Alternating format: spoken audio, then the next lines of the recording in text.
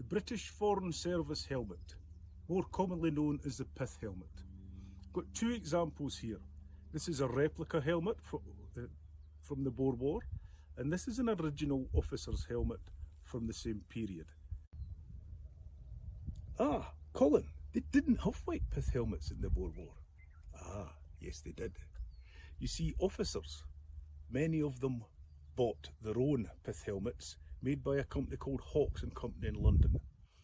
And they only done them in white. But the interior was far more comfortable than the standard issued helmet. They stained them with tea, coffee and curry powder, which I can only imagine must have been a strange smell coming off the officer's head during campaigns. Here is a photo from the Illustrated Boer War by Thomas Pakenham, and the lieutenant on the right, with the binoculars crouching down, is wearing the same officer's hat as we've discussed. Now you look at that and compare it to the machine gunner's hat, which is the General Foreign Service hat as issued to the troops. So, the standard issue helmet, worn as such, with the air vent at the top, it did actually keep the head cool. But what were the negatives of this helmet? Well, one, as you can see, as with the traditional guards type slashed peak hat, the helmet you had to look at almost at a slight angle, same as a modern day parade sergeant. That was one negative. The biggest negative was this.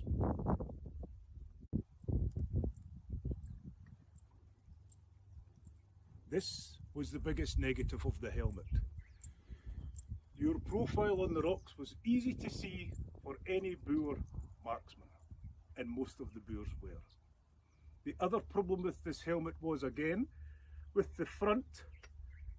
So you will see many pictures of the soldiers actually having the hats on backwards to get a better view through their sights and to see.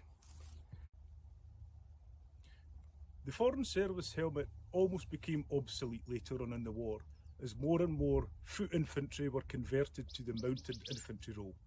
And the pith helmet, unfortunately, was not very practical for riding on a horse at speeds or for comfort. The slouch helmet, which is basically a cowboy hat, or as the Australians, you'll see it with the lip up.